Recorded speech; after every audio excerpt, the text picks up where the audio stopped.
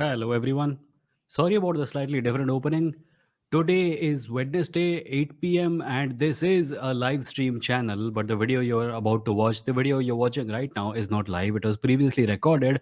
I am traveling right now, but on Tuesday at 8 a.m., I had the good fortune of talking with Zachary Coffin, who's an actor, writer, and director. He has acted in many films, and you have seen him. You'll find the names of those films in the description of this video, and we spoke for an hour about artificial intelligence, how it affects the artistic career, and what is the future of art itself in light of the world that we live in right now. Zach is a wise person, and I have always found his opinion on media matters to be quite useful. This conversation was recorded remotely. There is a bunch of lag, and there may be some audio glitches also. Apologies in advance about that. I cannot do anything about it. I could not do anything about it. But for the most part, at least in the audio department, the complete show is understandable. You may be also listening to this as audio on Spotify, Google Podcast, Apple Podcast, Ghana.com, JioSavan, etc. If you are, thank you. On whatever podcast platform you're listening on, try to leave a rating or a review. You can also support the show and by sending a super chat in the live chat right now, or you can send super thanks by clicking the super thanks button under this video if you're watching this at a later point of time. So, without much further ado, here is my conversation with Zachary Coffin. Enjoy it. Thank you. It's Baghdadi. What is he doing here? He came in to discuss a back-end oil deal. All right, boys, let me explain this contract business to you. It's really not that complicated. Hardly needs mentioning. Come on, I know you got it, huh? Huh? I know you got it. I bet you got it, sir. Just secret. When were these built? I'm sorry? What period are we talking about? What, 17th century. You sure? I'm absolutely positive. I'm a good player. Sandy, you're right. You deserve to be permanent on the field, but not as an ordinary player. As a water boy. Yep. Well, We are recording. We are recording. Hi, Zach. It's been a while. Hi. It's When been a was really, it really has been a while. It's certainly pre-COVID. When did you move? You shipped out of Mumbai I like left in five, 6 years ago, right? 17, 18? Yes. So it's been at So least people- that long. I'm just trying to remember how I first met you. I think it must have been at Comic-Con 10 Comic-Con, years yes. ago or something like that. Yeah. Uh, I remember you had a bicycle and a broken arm. Say that again? You had a bicycle and a broken arm. Yes, that's right. We had everything was great. And now as soon as we started recording, the audio quality has become, The audio quality is actually okay. The video quality is a bit slightly laggy. well, But that's as maybe per it's, it'll this adjust. conversation, you sound like a computer. Oh, You're, okay. yeah, it's okay. I think I can make it out, but maybe have to talk a little slower or something like that. Anyway, yeah, we met I think at Comic-Con, and I just thought you were a storyteller, meaning you were writing, but kind of deeply interested in for lack of try to segue here into the like language models underneath the language. And I don't just mean that in a kind of chat JBT way, but a kind of what are the metaphysics, what are the values embedded in language, all kind of a thing. So I think we just kind of talked, and then we met a couple times, and unfortunately we never really kind of collaborated or worked or anything together. And then you left town, left Mumbai, and that was that. Yeah, I remember the last time Huh? we did meet, we were talking about the possibility of doing something together, but we couldn't figure out what to do. Well, yeah, that sounds about right. I'm trying to get comfortable here. Maybe I can do this. This is I thought about doing a podcast. Listen, this is going to be very boring for people in the very beginning. Sorry, I thought Hold about on, doing a podcast. let me just try to do something. Let me try to Yeah. reduce the video resolution on my end and see Okay. if that helps. Hold on. Yeah, that way you don't look as good. That's like okay. I mean, at least the listening experience will be okay for everyone else. Yeah. So I'm at 480p now. Is this better? Okay. As long as I'm at 481, okay. Unfortunately, that's not an option. Hmm. Yeah. So you just came back? I mean, I live in Mumbai, but I've been in Paris for the past 3 months. Okay. Before that, We're doing a stage musical remake of the Bollywood movie Disco Dancer. So Okay. full sets, full disco ball, which is like 3 meters in diameter. Hmm. Songs, dance, all the big songs and all that kind of stuff. We did about 3 months of rehearsal, and then we premiered in London in November, and it went really well. We did 6 shows there, and that was in English. Now we're bringing translating into Hindi and doing that in April in Mumbai, and then it'll go international again, back and forth. Okay. But I'm not singing your. I'm the comic relief. I am the Bob Christo, if people know that kind of character. I'm the cartoonish Yeah, I do. I do. I do. Russian Bob Christo was gangster. a very familiar face and name in 80s Bollywood. Well, they found something resembling him. I don't know, They found and a evil white guy. they found the evil white guy. Okay. So, but my character is like, it's just very funny. It's just like my character is just a cartoon. Like you have a regular song, and people go for the songs, the dancing. It's a big number. There's 15 dancers, all that. So it's a show. It's a Broadway show. Um, Hmm. and then there's my character. There's mine and one other character, and we just function like kind of comic relief. So it's actually a lot of fun. But anyway, yeah, I just got back from that and a little bit extra in Paris. And you sent me a message yesterday. Actually, I realized you had liked one of my posts, and then you asked me a question. And that Yeah, post, yeah, I think yeah. we owe it to the audience to explain. The post was a very simple thing saying, "Hey, ChatGPT, can you even create a masterwork of original art? All you do is string sentences together to make it look like art. You're no thing." And then the ChatGPT responds, "Well, can you?" It's like, That, oh, that, no, that's it's getting into. that Huh. that image gives me existential crisis because I've had conversations about artificial intelligence doing art and engaging in seemingly creative pursuits for the last couple of months, and this has been uh, like if you search for AI art on YouTube, you will find a whole lot of really worried opinions from artists that this is Yeah. taking something away from us. uh, but I also noticed something else, which is that as a writer, I look at ChatGPT and I think, okay, oh my God, this is going to do what I do, right? But I'm Mm-hmm. less worried about AI doing art because I'm not a visual artist, right? So when I look at Mm. the opinions of artists who say that, oh, this is AI will never do what humans do, I'm like, yeah, but you can use it as a tool. But when someone comes to me and says that, the AI can now write stories, I'm like, AI will never do what I do because Uh, every kind of artist has a sort of bloated opinion about the importance of what he does. So I was just mm. wondering if I am just falling into that trap. Yeah, So you're the falling into reason that I trap messaged you, 100%. yeah. Yeah.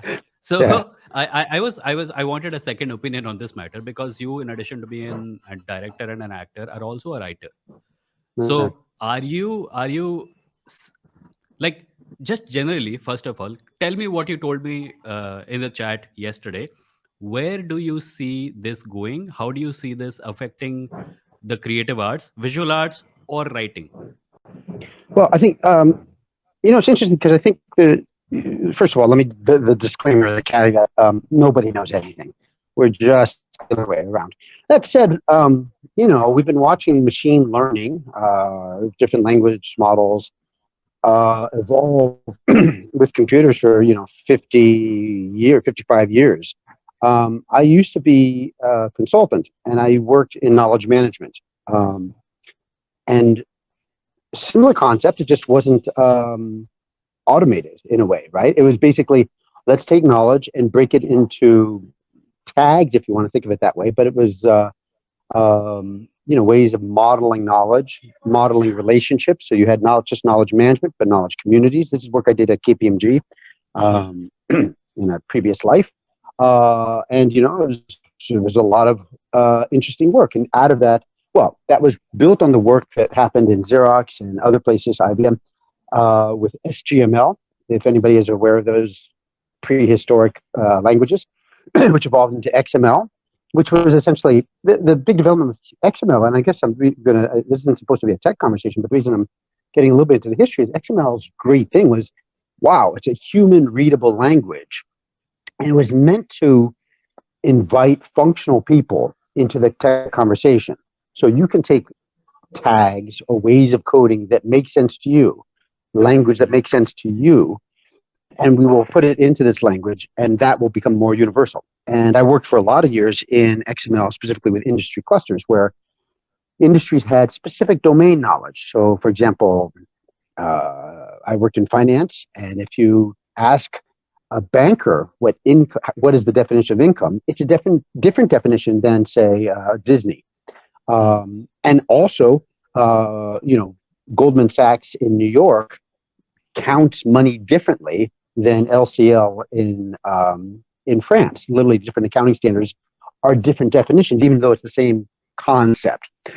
So then you have to say, okay, we're talking about income, but not income for healthcare. We're talking about income for banks. Okay, not income for banks, but for banks that use generally accepted American accounting principles, meaning regulated by the SEC, as opposed to ones that use ISB or something like that. So all of that knowledge, which was in the heads of accountants, for example, in that case, or tax professionals or whatever, got modeled and it got codified. And this happened, I don't know, 20, 25 years ago, but it was a major leap because tech was not just the domain of just pure code doing, say developers working developer circles. Now developers and functional people were getting together in a way they never really had before, where, every industry body was coming out with its own XML standards, for example, their own ways of codifying their knowledge. And in some cases, I worked on a couple of standards that are actually mandated.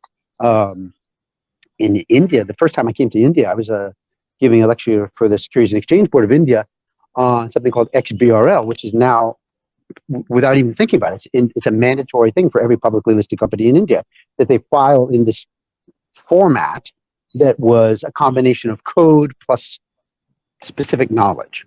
So where that develops to is that knowledge becomes more kind of common, so that the computer now, on that side, can determine if I ask it a question, are we talking about income in terms of the financial services space? ChatGPT will know if I mean it that way, or do I mean did I really mean just a word for salary? Like I'm talking about how much income will I get from my boss? Well, they'll immediately translate that to salary, as opposed to the Goldman Sachs definition, accounting approved definition of income, right? So we moved from the industry knowledge, specialized knowledge with very specific meanings into the next gen. And this is what's happened, because there was a level of this that happened in constrained areas. For example, if you took a language, just as a thinking example, you had a language that only had 500 words. That's it. Well, you could see that you could get artificial intelligence in that much sooner, much quicker than you could with 50,000 words of vocabulary, and also has to have structured sentences with those 50,000, exponentially more complex. Or to make it even simpler, if there's a language of just yes and no, you already have that to some length, right? Like if I just go something and it only responds yes and no, well, it can do that and intelligently to some point. That's what an ATM does. You don't have the balance. No. Yeah. You do have the balance. Yes. Right. So we've had this kind of thing like that. So there's been this evolution, and the thing was, everywhere it's come, what we were talking about just very briefly in our chat yesterday was hardly you can think of, and we're biased, but hardly you can think of a more white collar job than creative writing. Meaning it's like the ultimate, well, I'm going to retire and write a novel, and only 1% of 1% people can do it. But I was immediately struck that this existential crisis happened not because of technology, not really, but it happened in the art world. And the example I gave to you was Andy Warhol. So if people are not very familiar with the art world, in the Western art world, I would love it if you could break up that Andy Warhol example a little bit for those of us who don't understand. Well, what I think will happen in this conversation, Vimoji, is Vimoji sounds too casual. So I'm going to add the Vimoji. That's the emojis on my chat. Yes, I know. Vimoji, Pandji. But okay, Pandji's not bad actually. I know Vimo, Pandji. I like you. Like that. We'll figure it out. But one thing I think is going to happen is we're going to look a lot, a little bit at least. I myself have to, just for processing, to the past, to history, because of the kind of echoes of history. So we have seen this kind of deep existential crisis in the art world, where art, let's say something simple like painting, it went from, cave drawings and it became stylized. And then there was a area of, say, Renaissance painting in the West where it's quite intimate and the lighting is very sophisticated. Then it went into a kind of abstract stage and different kinds of areas of impression. But at one point, paintings had this issue that photography came along. And if you wanted a photorealistic painting, well, a photograph actually did it better, notwithstanding black and white and green and all that kind of stuff. But, all those people who sat for portraits in the past, they sat for photographs in there. So painting was like, well, what do we do? And painting reinvented it with Picasso and all these kind of things with cultural interchange to be abstract and this thing. But so that was the first one. So kind of painting dodged the bullet by saying, okay, we can't compete with that. We don't want to compete with that. We're going to go in a different way. Okay, fine. But then it got to a point where, well, what is art anymore? Because guys were throwing paint on the wall. They don't know what they're doing. And to some extent, nobody knew what art was when Andy Warhol came and he said, well, here's a can of tomato soup. Campbell's was the product name. That's it. That's the art. And people were like, that's just a can of tomato soup. No, that's art. And, it's a really mind-blowing thing. On one hand, it's like, is there a difference between the art world and the world of conning people? I don't know. That's is that painting worth $50 million or $60 million? Interesting question. It's actually a very interesting question. And it's a whole other conversation. But the point is, the root of that is, well, what the hell is art actually? And out of that, one thing became clear. I'm not an art history expert or anything like that. But what I'm saying is that crisis is now here with us, where you can get somebody writing a ChatGPT kind of model, writing a essay in your style, or has been seen with some of these comics. Some cartoonists have, comic strips, and the AI is able to essentially extract their style and then recreate a new cartoon with different content and different dialogue. And it's like that person wrote that cartoon. So you've essentially taken the essential quality of that artist and recreated and done it to the point where maybe you can see some mistakes, but give it a year or two and it'll be pretty indistinguishable. Or to be more specific, it will take a qualified forgery expert to, just as in painting, to be able to see the difference between a real, Rembrandt and a fake one. That's a really good forgery, which is also a kind of art, by the way. But still, it's not the authentic one. So somebody's going to say one day there's going to be an ad written by Vimeo, and they're going to say, that's it. And then you go, no, it wasn't me. It wasn't me. And then with handwriting analysis in court, well, was it really his handwriting or what was it like that? So this is going to lead, I think, pretty soon to the need to imprint or digitally sign your writing, but also the very kind of verification that I am who I am. And there's a very interesting thing, and the reason that'll be necessary is because humans are willing. I know I am. I'm ready to pay you 100 rupees for your book, even though you want 1,000, but okay. But you want 100 rupees for a book. But I'm not going to pay 100 rupees for a fake copy of your book, even if it's 99.9% same. I will immediately go, oh, if it's a fake copy, let me just get it for free off the internet. That's the way the internet has really kind of shaped our habits. There's an awful lot of PDFs that are free. Yeah. And I'll just take one of those. But if I want the authentic Vimeo essay, the actual one, well, maybe I'll be willing to pay for it because then it's the authentic one. Right? And this also gets you into that whole fad last year with the what is it? The digital currencies things is Crypto. Oh my God. Bitcoin. Huh? Bitcoin? No, not Bitcoin, but where they were essentially, this is the authentic digital copy of something. NFT? Yeah, NFP. Yeah, thanks for I was drawing a blank, right? So NFP a year ago was like, this is a joke. Like somebody bought for $400,000. They bought the authentic video copy of the NBA basketball game. And you think, well, I can download that off YouTube. But art is a little funny because if something's authentic, people do value it. But why is it authentic? Because of this NFP? Well, that to a lot of people, that just seemed like a fake market, kind of like a scam. But now, oh my God, this might be something.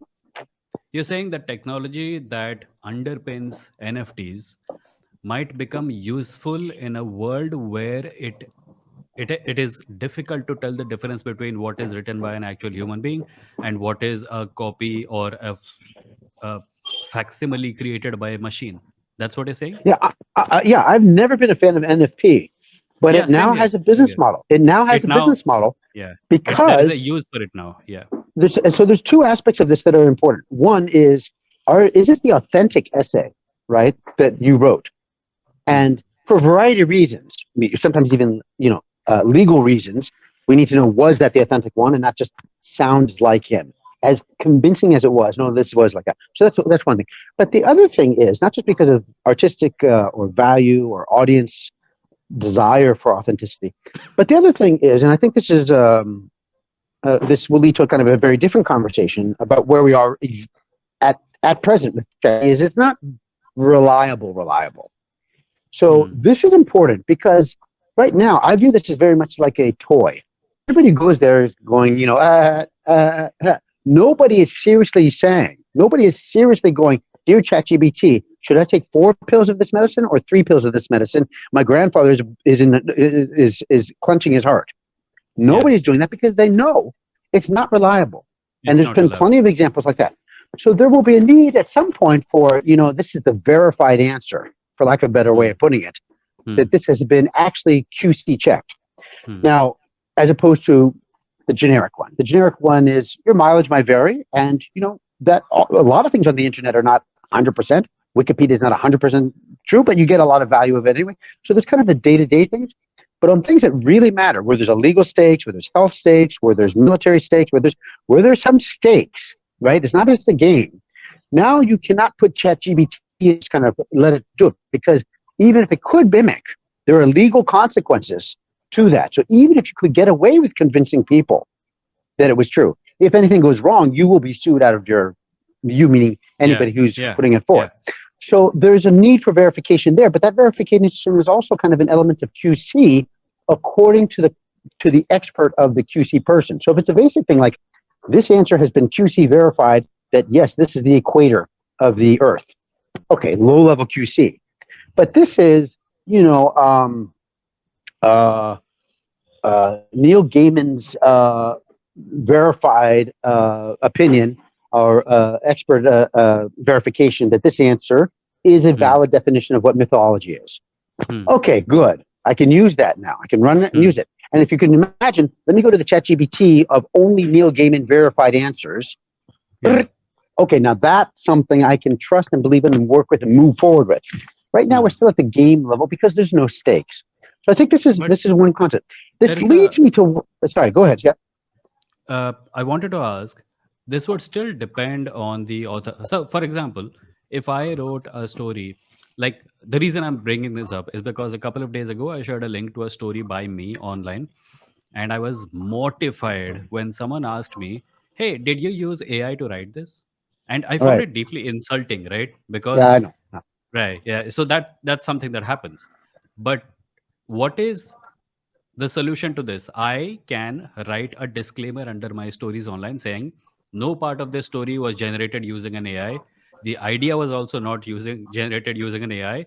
The art accompanying this story was generated by AI. So a full disclosure kind of that goes with everything.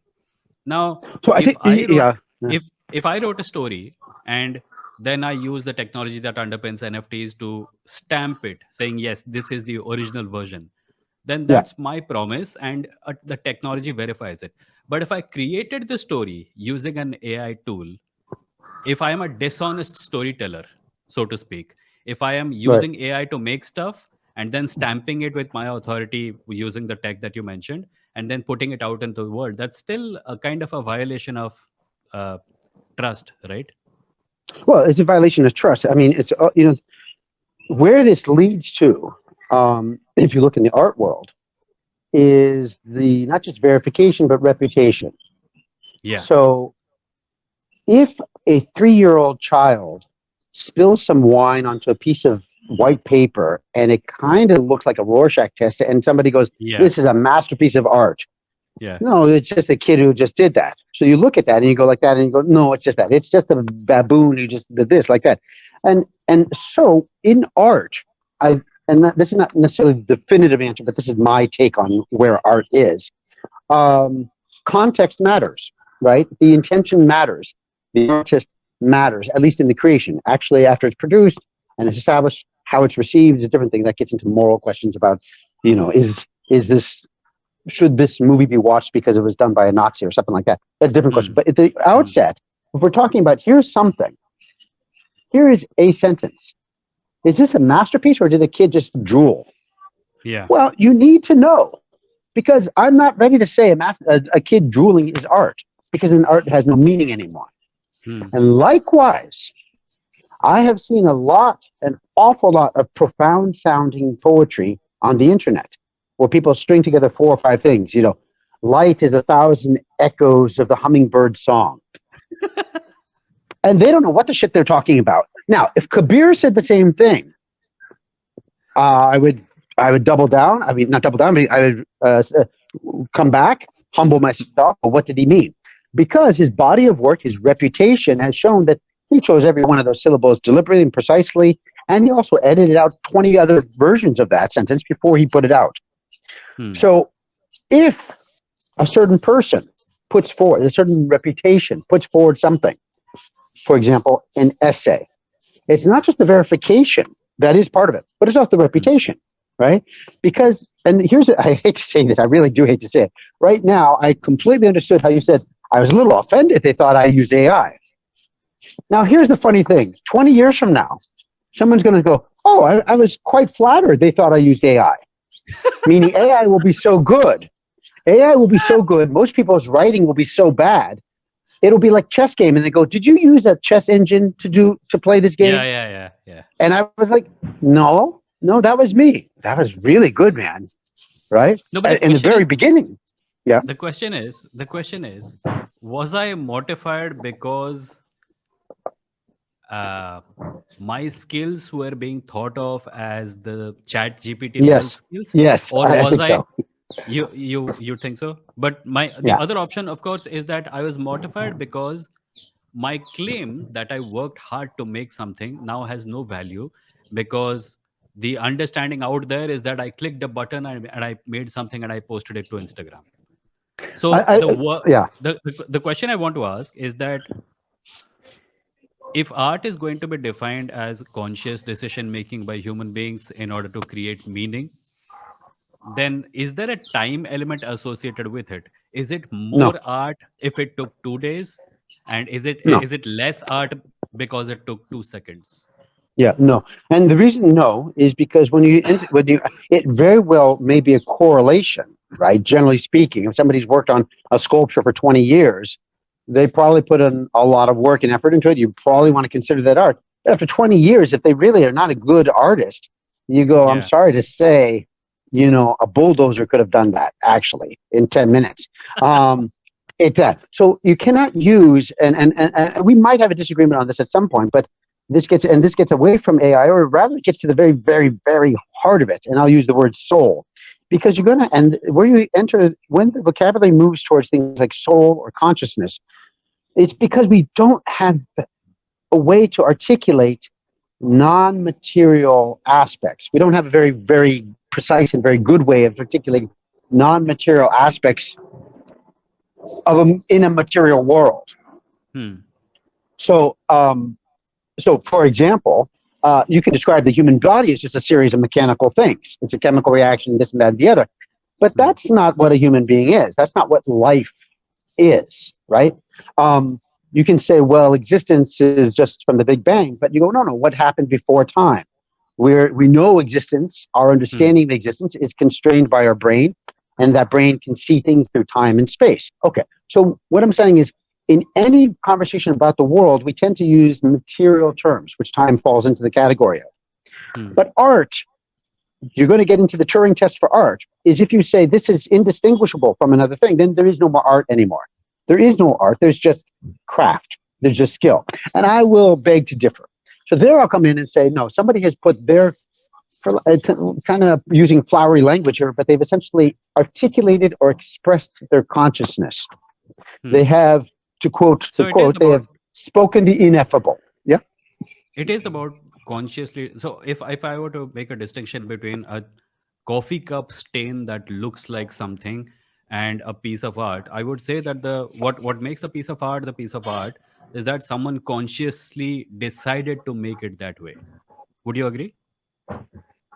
Um, generally, I mean, I think there's plenty of examples where somebody intended to make something this way, and then they ended up with this, and they went, "Oh, that's not bad." You know, Yeah, like but there's still the you can conscious buy. decision involved there, right? There's the conscious action to do the Okay, thing, okay, okay, right? okay. I get it And now. then I get it. the results may vary, right, for better and for worse, right? Conscious So action as opposed to conscious decision to have a very specific result. yeah, so you can have a conscious decision and be a bad artist, and you're not an Hmm. artist, right? Like, Yeah. or you're only in the most general sense that we're all artists. A 3-year-old who has a conscious decision to put red on the wall is not an artist. Baby steps, right? But I think Yeah. so you really get, and this is the thing about AI, because fundamentally we're talking about, well, what the hell is it to be human anymore, right? Because Yeah. if I can Yeah. chat with something that sounds like, so what is art? What is art leads to what is being human. And Yeah. so here, this I think I have a little bit more grip on, because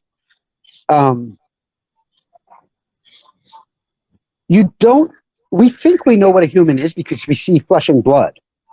But and I hate to put it this way, but I think this is what it is. There are an awful lot of people who live very mechanical lives unconsciously. If you catch me at 3 a.m. as I'm walking from my bed to the bathroom, I'm kind of human, but I'm not fully human at that moment. I'm kind of in a subconscious kind of moving towards the bathroom, and at 3 a.m, get out of my way, like that. It's not my full humanity. Yeah. And there are other times, for example, when you're in the flow, as artists like to talk about, or as scientists or whatever, that you're in that moment of kind of creative, what Patanjali talks about, that that the whole universe opens up inside of your mind. At that moment, that feeling and all that stuff, you're quite human. You may not have the skill to create a masterpiece at that moment, but you're tapping into something greater than yourself. So this thing, which I'll call a kind of a spiritual experience, is where eventually this leads to, because art world had an existential crisis. Writers are going to have a writing crisis, but humanity is going to have an existential crisis about what the hell is being human anymore. And only answer I have is not an answer that people are going to like, because it doesn't fit anything that fits into a mechanical material definition. For example, a human is just biology. Well, there'll be a mimic for that. So it's got to be, and this is the spiritual component, it's got to be this conscious thing outside that puts into action all the mechanical things. So an artist is consciously doing something. That something might be mimicked by something else, but when they mimicked it, it wasn't art, it wasn't human. So, and writers thought that we were immune from this. So I don't know a way out of that. It's not a very satisfying thing, because then it gets you into the thing of like, well, what the hell is not, what is, so you're saying, so what's above human? Zach, how do we talk about that? Yeah. Well, that's spirituality and philosophy, right? Yeah. So, but it's inescapable. Yeah. So let me bring you down from the spiritual realm to the material realm and ask something. Copyright. I know you want to talk about copyright. Copyright, yes, but before that, in what way do you think, like, this is a thing that does a thing, like photography came along and it created a lot of problems for people who used to draw and paint, but it also helped them to a great degree, because now every artist can look up a reference photos of places, and they don't actually have to travel the world in order to make things, right? Sure. And in what ways do you think something like Chat GPT, or even DALI and Midjourney, which are AI art generators, in what way do you think these can be helpful to people who are feeling threatened right now? Well, it's funny, because like you, I think perhaps every writer out there, starting to go, Yeah. But the thing is, I'm not old, but I have gone through kind of one tech life cycle, and I've seen and studied some of the past, and there are a couple of things that are quite interesting. So I remember when early days of the internet, like really, the internet was becoming more common and ubiquitous. Every stock market analyst, everybody was going, well, this is the end of paper. This is the end of paper. Who's going to need paper? Yes. Everything's on a computer. And what happened for the next 15 years was actually a boom in people buying home printers. The home printer industry never had such explosion in its entire history as it did once everybody had a personal computer. And then one day everyone went, actually, I don't need to print anymore. And then it stopped. So you had this thing where you think, okay, computers are going to, I'll just stay with the printer example, so because it's a nice and clear and very surprising one, right? Computers are coming, everything's on the screen. You don't need to print it. It's there. If you print it, it gets frozen, but on the screen, you can keep changing it. So no one's going to want paper anymore. You have to carry books. Everyone's going to want an ebook. The physical book publishing industry was never stronger, has never had more sales than the introduction of ebooks. It's very counterintuitive. And similarly with the printing industry, they came in and the printer industry went bam for about 15 years. I'll say until a younger generation came along. I think that's the way to define this 15 years was basically kids who were 10 became 25 and said, I'm in the office, but I don't really want to print. I don't need to print. Those people Basically, who like to look at things. People who had no nostalgia attached to Right, holding pieces right. of paper. Some in of their that, right? hands. Yeah. So if you were older and you like to see things printed out, like you might work on it here, but you want to read it as a printed thing, the local printer, your home printer was a big thing. And it's huge amount of sales, right? Like that. And then one day it just plummeted. So I'll call that a generational thing. And what people had predicted came, but it didn't come in the first wave. So the first wave here, people were thinking, oh, okay, writers are out of a job. Well, I'm going to do counterintuitive. I'm going to try and use that model that we just, the historical pattern. And it's just one, although there are a couple examples like that.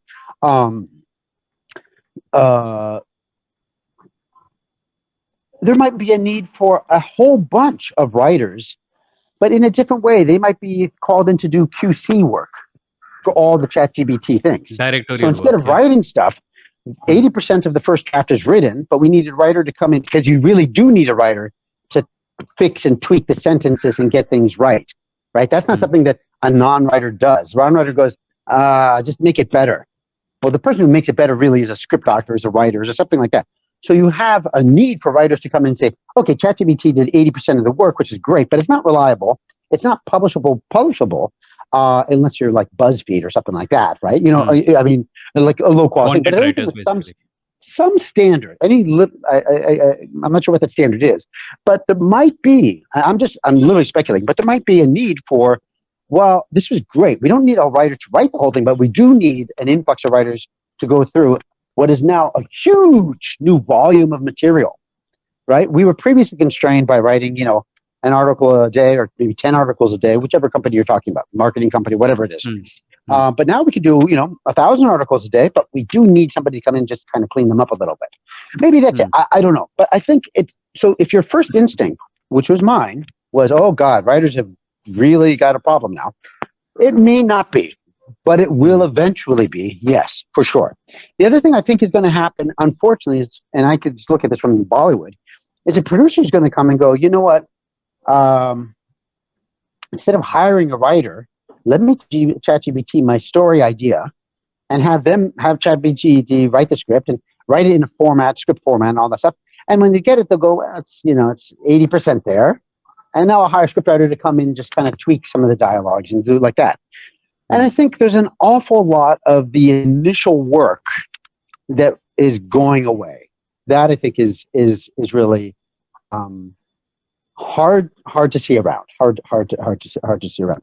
But there is also there's one other thought I had on this, which is two actually thoughts. One I'm trying to remember. I remember his name. He's an NYU professor. He's a wonderful guy.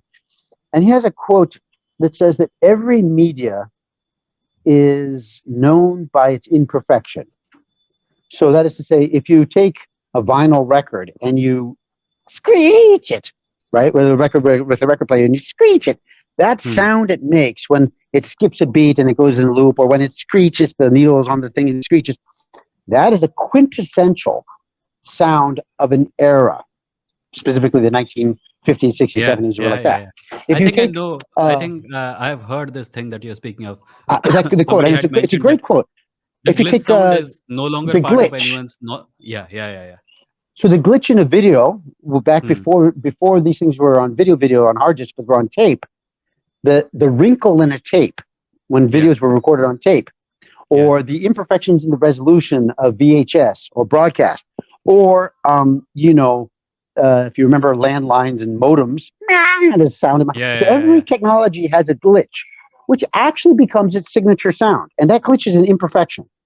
So I view ChatGPT in a funny way. I view it like a new media. I think it might be healthy and productive for us to look at ChatGPT, demystify it, and just look at it as, oh, we finally entered the era of interactive media. Truly interactive. I do this and it comes back. I do this. Hey, what do you think this? And it shows me a picture. No, what about that? It comes back, right? It almost like a toy. It's an interactive toy. I like it. Show me a picture of a deserted island on Mars. Oh, good, but make it green. Okay, but make it full of elephants. Okay, but it's a game, right? Basically, it's an interactive. The Star Trek holodeck. Right. So, but it will inevitably have some imperfections. I don't mean the imperfections of style. For example, if Hemingway writes in a certain way, not that it's an imperfection, but that's a style, they will be able to mimic that style. So style is that. But there will be something in ChatGPT that gives it away to those who have eyes to see. Because at the end of the day, it may be very difficult, and it may require at some point a forgery level kind of person to be able to tell the difference between a Rembrandt and a fake Rembrandt. It may be, but there will always be something. And but even now, even with photographs, it's hard to tell. Was that an authentic photograph from 1920, or did somebody just use Photoshop? So it gets difficult. I'm not saying it doesn't, but there will be something like that that gives it away. So if we view, and the reason I'm saying this is if we now view this as the beginning of interactive media, right? Either through images or chat. It may, give it 5 years, it may be sounds. It says, hey, what would an elephant underwater on Mars sound like? And it'll, pull it together and do that kind of things. So whatever that is, right? That interactive media thing. If it's that, then I think we got to go back to our old guru, Marshall McLuhan. Marshall McLuhan is a 1960s guy who's most famous probably for the proverb, the medium is the message. And he was a very fascinating people. And, people should go back to him like every 10 years. Even I should go and reread his stuff. He's visionary about media. And he was talking about how media gets used and its purpose. And it's less about the content than we think. It's far less about the content than we think. It's much more about the medium of the communication. So, for example, he gives a very famous example where films are a hot media. They are intense. But if you have an intense actor on a sitcom, it won't work. Well, you think, well, they're both video recorded. No, they're not. TV is a cold medium. It's a cool medium. So you're saying, no, these are video and that's all mixed. No, it's not. They really are separated.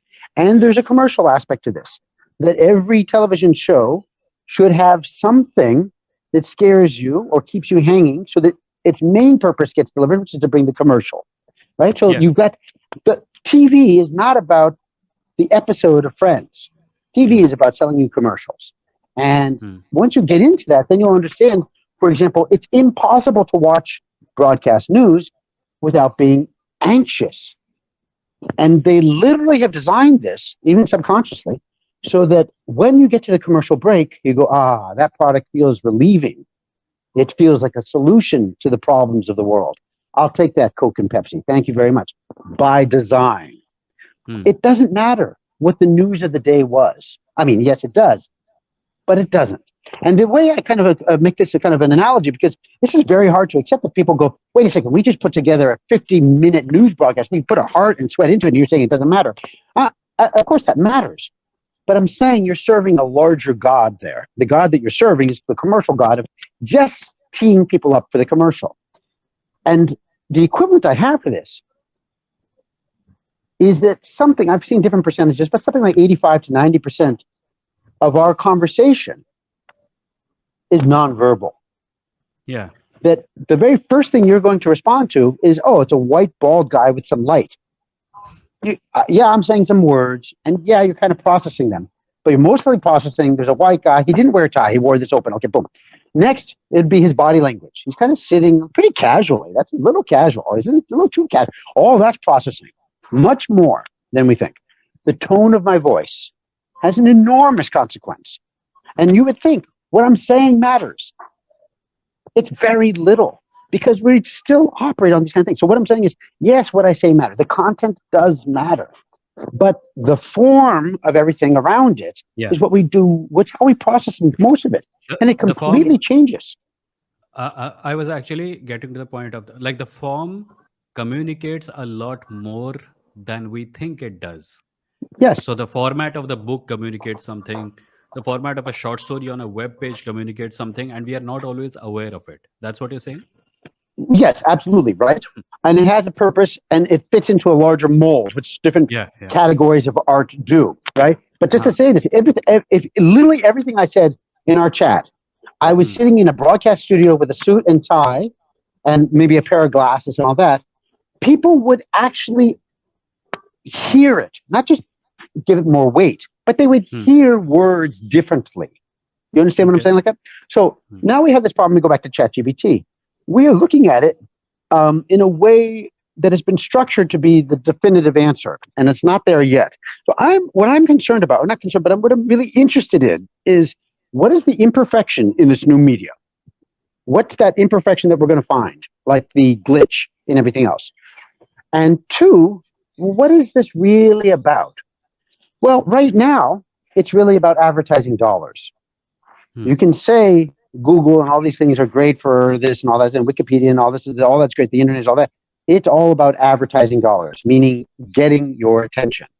And what will ChatGPT do in that? Well, it would be a better way to do that. I'm not sure how to monetize it, right? So Yeah. the search we think the search results matter, but the fact that you're searching online as opposed to going and discovering it in real knowledge tells you a lot.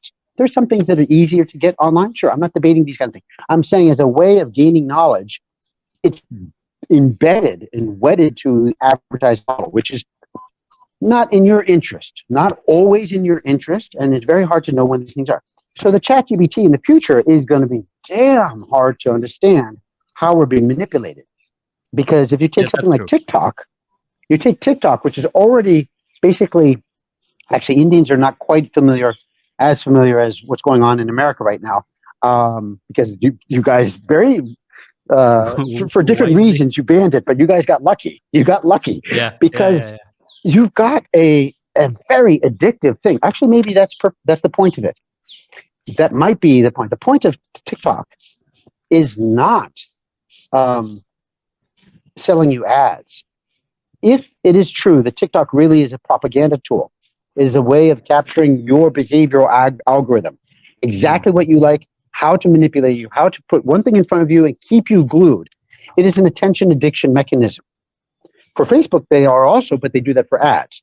But you could do attention addiction behavior mechanism for propaganda. Because once I understand what makes you work, what makes you tick, oh, it's a video in which there are puppies. Okay, he's not a puppy person, right? But I get Hmm. very detailed. Hmm. After a couple of days, you get so now I have a very precise intelligence profile about you. You combine that with an automation mechanism that can say, okay, I will style my answers. First, I'm doing the ChatGPT, which gives you correct answers, but now I'll do it in the style that works for Vimo. Hmm. And he will find more persuasive than he otherwise would. If it reads like Wikipedia, Vimo has a natural skepticism. But if it reads like that's something that he's quite susceptible to, without even knowing he's susceptible to it, maybe it's written in your own style, something like that. It flatters you. Wow, this is so Hmm. well written. And you don't even realize they wrote it in your own style, whatever. I don't know what it is. But that is very, very, very, so you're getting to a space where it's damn tricky to be, and I'm going to use this word very precisely here, to be a conscious human being and Hmm. not get sucked into becoming a mechanical, automated human being. Yeah. And this is the challenge. The last point I want to make on the technology patterns was one, when technology comes, you think it's going to everybody's going to lose jobs. It creates new jobs, it destroys industries, but it takes a cycle. Right? It does Hmm. kind of the counterintuitive to. Two Hmm. was medium is the message. What is the Hmm. actual function and purpose of this new media format? But the third thing is the real danger of technology, the real risk, the real threat, the real worry is we keep thinking it will help us. And in fact, it often does the reverse. We said mobile phones will make us free. Now we can go anywhere around the world. We can walk and talk with the mobile phones. Have never been more free. Because if you grew Yeah. up with a landline where 6 feet from the wall, you couldn't go any further. Wow, Yeah. now I can go 60 years away. You feel free. But what's really happened? We've Yeah. never been more tied down in our lives or We're basically tied to this thing. carrying a prison with us. Right, right. So I used to work in the office where I used to go to the office and then I walked home. And Hmm. I remember I'm glad I had this experience. I had the joy, the little tiny joy, little delight of leaving the office, like walking and creating distance between me and the office. Oh, I see it's 20 feet away now. Now I'm 2 blocks away. I'm walking away. That physical separation from the office as I went home for the night. And then my job got more remote. And I thought at first, oh, great, I'm working from home. And then one day I realized, oh, I have no life anymore. So the mobile phone, we all know, And right? young people are ruining their lives, comparing themselves to the appearance of people who they don't even know.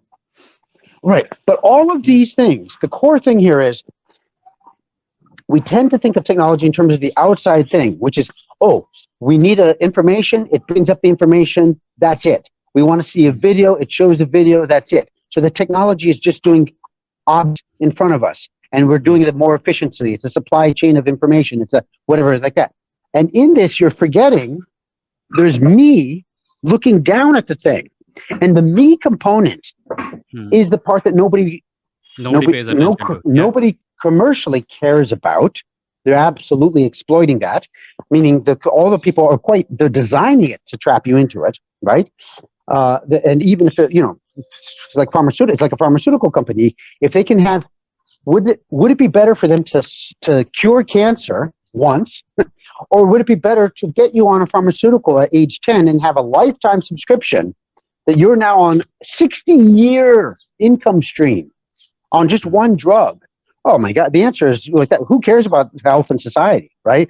So that commercial interest becomes so overpowering. My point is, the danger is the interactivity, what it does to the actor. So if you think, who is it? William Burroughs, who was maybe not so known, but he was a famous American writer about the 1950s. They tested this out with him. He said, I can tell you, I know when somebody has written a poem by longhand and when they've written by typewriter. Because you would think, oh no, it's just a pencil. Pencil is also a technology. And there's a typewriter. So they're technologies, right? No, they're different. Your relationship to the word, and actually you even see a lot of writers, even if they're high-tech writers and doing all that kind of stuff, they still write by longhand because you have a relationship to the written word flowing out of you in a different way. I'm not saying that makes you a better writer. I'm just saying it's not just about, typing on a word processor makes you a better writer than typing on a typewriter. And doing this ChatGPT will make you any better writer because it's still the same you. And in fact, what happens is we tend to depend more on the technology and we become dumber in the process. So my main concern with ChatGPT is not ChatGPT's growth. It's our diminution over time. Right? It's like that story, that Akbar Birbal story where Akbar draws a line in the sand and asks Birbal to shorten it, and Birbal does it by drawing a longer line next to it without erasing the line. So I That's think a very nice that might be what is happening to. I have two more questions, but I will melt them into each other and ask you one final question, which kind of will cover a lot of ground. I'm a comic book writer, right? I write scripts. I send it to the artist who draws it in a third person. You used to be, yeah. Yeah. I still am actually, but those books I'm sorry. yet to come out. There's going to be a lot of this joke, but yeah, go ahead. Yeah. That's okay. It's okay. No, you have a valid point. I haven't written a comic in a long time, but I'm saying that the process of creating a comic is collaborative. If I have a story, I can write a script, but I can't draw it and I can't color it. Now, for the first time in history, if these tools become as useful as I think they're going to be, I can write a script, write a story, I can generate art, I can put a comic book together, I can get it printed, and I can have it out. In much the same way, my publisher who can't write can now get ChatGPT to perhaps write something and draw the art for it and make a comic. So in a way, his core competency is drawing, my core competency is writing. If I don't compromise with my core competency, I can still become a full-fledged studio, and so can he, right? So do you think this is going to become useful to the individual artist who has to necessarily rely on other people in order to create the final product? For example, if ChatGPT or if AI tools become so good that it's possible to have animated characters speaking using AI, etc., in a video format, you as an actor and a director and a writer, you can do three things, but the two things that you cannot do, you will be able to do, and then you yourself will become a studio. Do you think this remaining a possible? Do you think it's a possibility? And if yes, then do you think this is going to be a relevant uh, pattern of behavior that goes into the future and puts a lot of bigger businesses out of the picture? So yes, it absolutely is going to happen. William Walter Murch, arguably the best living editor. He was editor for Apocalypse Now.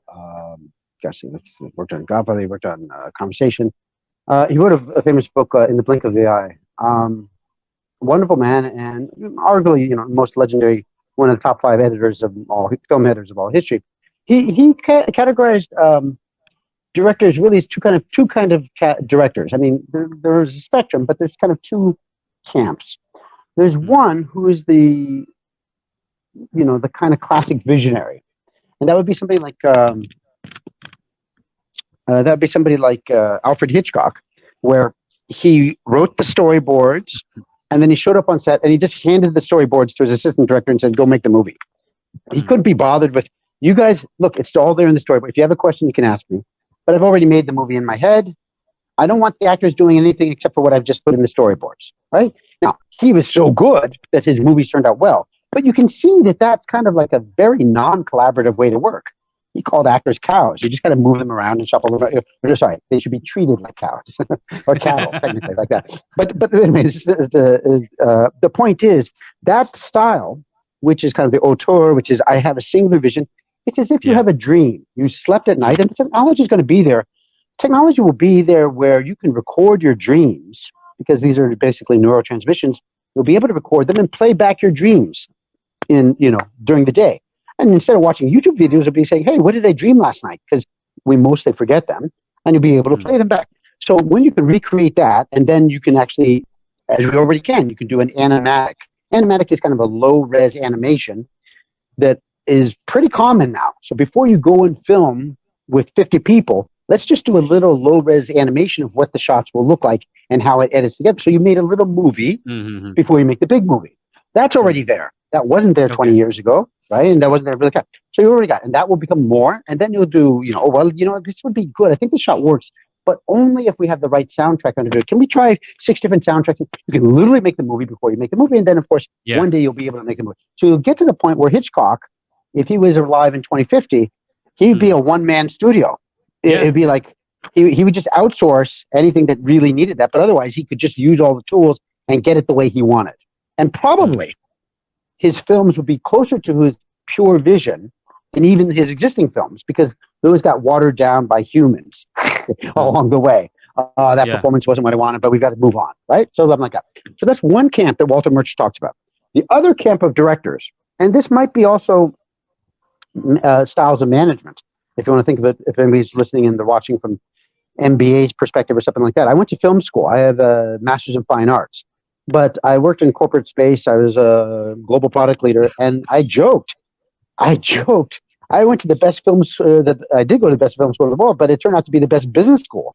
Because if you go for an MBA, while it's true you learn case studies and this and that and the other, in film school, you got an idea and you got to pull together a team and you got to go and create that, which is a little bit like what starting a business is like. So film school turned out to be a great business school if you belong to the camp of collaboration. So the collaborative model is Francis Ford Coppola. He's got an idea, but when he goes into Apocalypse Now, he takes everybody's thing along the way, and it becomes a whole kind of a different kind of orchestration.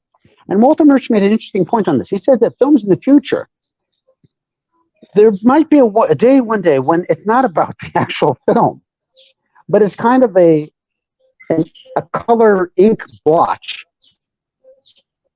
representing the experience of the people who worked on it. Meaning, for example, let's say you had a very hot and heated day on the set, and you were to represent that, let's say, with infrared. You can imagine a certain kind of color scheme. And another day, which went very smoothly, that's a different kind of color scheme, splotch. Well, you could actually represent the process visually in this whole other thing. And he's actually saying, it's a weird thing. That may be entertainment in the future. It's not about the output, but the process becomes the entertainment, so to speak. But where this leads to is definitely, if you're talking with the ChatGPT thing, this side of the equation, the visionary, Absolutely. I can take. I was doing some audiobooks the other day, and there's now an AI tool which can help me do the cleaning up on the mixing. And Yeah. if you've ever done this, it's like it can be a very tedious process and can take 10 hours depending on the long books stuff like that. And you go upload it, it just oh my Yeah. god! So there's going to be all those efficiencies. That's all true. But I would also say you go back to the classic example of Gutenberg's Bible, which opened up the printing press, internet in terms of word processing, and all this. Okay, great. We now have, I don't know, 50 million bad poets in the world. Okay, maybe there were only 50,000 bad poets before. Is that improvement? I'm sure people feel good about their poetry. It's nice that they have an ISBN on Amazon. They feel good about themselves. It's Yeah. not an advancement for human civilization that people get to Mm. masturbate in different ways. Yeah, that it's just it's literally used to be called vanity publishing. I'm publishing a Yeah. book so that I can see that I paid for the publishing. All that. Well, now I Yeah. can do that very quickly, right? With Yeah. Yeah. ChatGPT, hey, I'll be able to make a movie of my life. I'll do the biography of Zach. I'll make it myself. It cost me $46. Great. Was it So art? so this problem has always been there. Now there is going to be much more of it, is what you're saying. Yeah. Well, that's true. Yeah. Yeah. But again, there is something most quintessentially human which escapes definition. And I know it's not very satisfying, but you interview 5 people for a job and they all give correct answers. But one person is beaming. One person is a different vibration, whatever. There's something that singles them out. You see 10 poems, and one is just something. It just stands out, right? And over time, by the body of work, you can see that's not by accident. It was actually on purpose. So there's going to be something that, as an ocean of new content and information, still distinguishes what we think of, what we interpret, which may also change over time, but what we think of as good art. So I don't take it as much progress that there's going to be a lot more volume. I don't take it as much progress at all. Makes people feel good about their lives, that's fine. Do you think because there is going to be a lot more volume, because it becomes easier for the individual to become a studio, Sure. what will really stand out in the future is still the big studio? And it's an interesting question because we've already faced this question. ChatGPT will just accelerate, but we've already faced this with YouTube videos and TikTok videos, right? So basically, it used to just be studios who produce things. And then you had YouTube stars who have more viewers than the nightly news. And you go, well, that's great. And of course, I'm very happy. I get a lot of my news by independent journalists, and they're able to Substack. People can create their own publishing things. I can follow the people that I think are trustworthy, and that's all great. But largely speaking, as a kind of a mass movement, okay, so now we've got 1 billion bad YouTubers. Is that progress? No, I still need to go back to the New York Times to know exactly, was it a 7.6 earthquake or a 7.2 earthquake? Because those billion guys, the billion YouTubers, they don't know. So in terms of real essential things, it's never going to be answered by a technology introducing new volumes. And it's more likely to cause problems because that will be a seductive, seemingly very convincing and tempting way to answer the questions of life. But it's just more noise. So, I'm kind of an elitist in that sense, because just because there's more, it's great in the sense that it opens up some structures. You get more women in there, you get undercast, you get, all of that is true. I'm not disagreeing with any of that. But as a whole movement, in itself, more is not better. As Gandhi said, there's more to life than speed. Yeah. And as Arthur Conan Doyle said, it doesn't matter how fast you're going if you don't know where you're going. That's also true. You and I have got quotes off each other. It's a quote like off. bam, bam, bam. Yeah, it's like that. So I think anyway. But I feel your pain. I mean, I also looked at this and I went, oh shit, oh my god. No, I'm actually not in as much pain as I see. My thing is, I can see the potential in it. I can see all the things it enables me to do. But I'm wondering if, because I'm an early adapter and I jump on things and I'll get something done in a couple of years, I'll have something that is perhaps a little ahead of every other colleague of mine. But I'm thinking about all the people who have spent their lives learning a single skill. Yeah. And who are going to be the people who are in the content writing jobs and the basic illustrator's job, who are going to whose entire category of job is going to disappear as a result of it. So I'm trying to find a middle ground between my elation and my, oh my god, what is this doing? I'll tell you something because we've had faced this already Hmm. in blue collar, right? So if you spent your whole life being a trucker and you knew how to, the what's the right speed at that turn in the pike there, and you had essentially experiential knowledge, and now it's getting replaced by self-driving cars. You go, what the Hmm. fuck was my life about? So, and I'll come back to this. It's not an easy answer because it's hard in a new way. It's spiritually hard to accept that life is not about finding ways of doing things. It's not how you do it. It's why you do it, right? The Yeah. why is never going to be addressed authentically by Hmm. ChatGPT. All technology will only ever enable more efficient answers and more efficient solutions, more efficient things, blah, blah, blah, on the how question. So what's happening with increasingly shorter timelines of technology, right? Like the phone was 75 years of adoption. Somebody who was on the Telegram was going, whatever, my whole life was on the Telegram, and now I have no Yeah. life because there's, okay, so we get that, right? The horse, Yeah. right? But now it's happening like, gee, every, I'm in my It's 20s and I got to change my life. I'm in my 30s, I got I to change my life. You I have suppose got to I adapt to suppose that. to every other technological advancement that happened, people Hmm. had more time to adjust.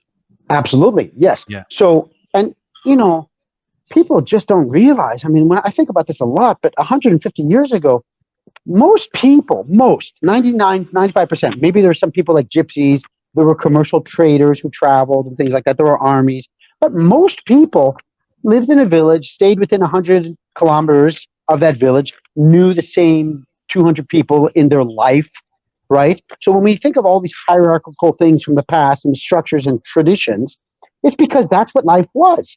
Life didn't really modify this much. Now life is like, again, you're in your 20s and it's a different decade than it was in your teens. Like things have completely changed. You're 20s, now you're 30s, and it's like you just spent a decade getting a degree in something which is not useful anymore, right?